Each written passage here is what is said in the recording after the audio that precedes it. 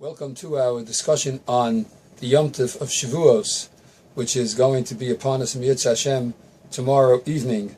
We've had the privilege of counting up to the 50th day, and just tonight we completed Ma'ariv and we finished the final bracha that was said for the counting of the Sfira to the Yom Tov of Shevuos. Shevuos, of course, is the time of the acceptance of the Torah, the Zman Matan Torah Seinu. It's the time of our acceptance of the Torah, and we celebrate this Kabbalah HaTorah, this receiving of the Torah, by reading the Torah itself in the Shul on Shabbos. Reading the Torah from the Bima is a reenactment of the Jewish people around Har Sinai, and the Torah reader is reenacting the acceptance of the Torah as we listen to it. We are reenacting the acceptance of the Torah on Mount Sinai. One of the observances of the Yom Tov of Shevuos is the reading of Megillas Rus. Here in the diaspora, in the Golus, we read it on the second day. In Eretz Yisrael, it's read on the only one day of Shevuos. Why do we read Megillas Rus? There are many, many reasons. Some say it's because the gematria of the word Rus is 606, which she added 606 mitzvahs to herself, since she already, who as a non-Jew had the Sheva mitzvahs b'nei Noach, and 7 of the Noachite commands plus the 606 equals 613. Others say because she was merave, rove, from the word saturated. She gave birth to David HaMelech, who saturated the world with his beautiful Sefer Tehillim of prayer. And David, as we know, according to the Medrash, was born and died on Shevuos and was a direct descendant of Rus herself. And of course, Rus's story is a story of total acceptance of the Torah, coming from a very far away background, and accepted fully the Torah of Hashem. The story itself has tremendous bearing on David HaMelech and on the Yom Tov of Shevuos. We know that Elimelech went and left the land of Israel to go to the fields of Moab. There, his 2 sons, Machlon and Chilion, married Orpah and Rus, the daughters of Eglon Melech Moab, the daughters of Eglon, the king of Moab. Ultimately, Elimelech dies, and Machlon and Chilion died, and Nomi, the wife of Elimelech, is left alone. She used to call herself pleasant, and now she called herself Mar, bitter, because she lost her family.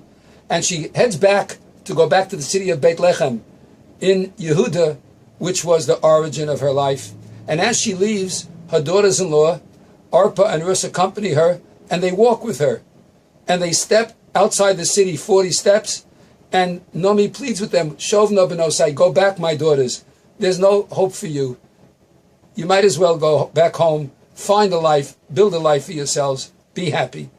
And Orpah kisses her mother-in-law, turns around and goes back. But Rus clings to her. And in fact, the pasuk says, Vatishak Orpah lachamosa, Orpah kissed her mother-in-law, Rus dovka ba, but Rus clung to her and didn't let go.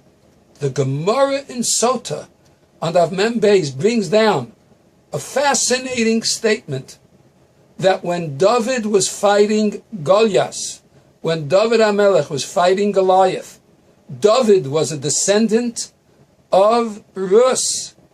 Goliath was a descendant of Orpah.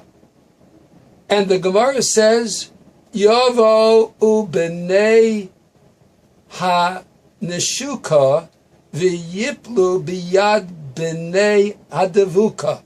Let the children of those who kissed fall into the hands of the children of those that clung. Rus clung to her mother-in-law, and David, her descendant, defeated Goliath, who was a descendant of the one who kissed. And the descendant of the one who kissed falls into the hands of the one that clung. There is a powerful idea here. Many people kiss the Torah. Many people come to Shevuos and participate in the Kabbalah HaTorah. But if the Kabbalah HaTorah is a fleeting one, one of kissing, and it's not one of complete commitment, then it falls short. While Rus, who made the ultimate complete commitment, and so much of what she said to her mother-in-law is incorporated in the conversion process from a ger to a Jew. And it's so important for us to realize what a gift it is to be born or to have converted into Judaism, because the complete commitment of this conversion helps us vanquish even enemies that are giants, Goliaths. Don't the Jewish people, the little David of today, need the merits of having the giant Goliath that is trying to destroy us fall into our hands? Says Megillas Rus, it's quite simple. A complete commitment. V'rus dov kaba.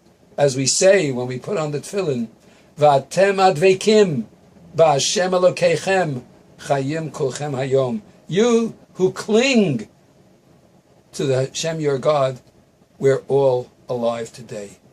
The Yom Tov of Shevuos is a Yom Tov of commitment, complete commitment, one in which we vanquish those giants that are trying to destroy us. Megillas Rus gives us that lesson as we embrace this beautiful Yom Tov of Kabbalas HaTorah. May Hashem bless us all that we have a true Yom Tov of Kabbalas HaTorah this Shevuos. Chag Sameach.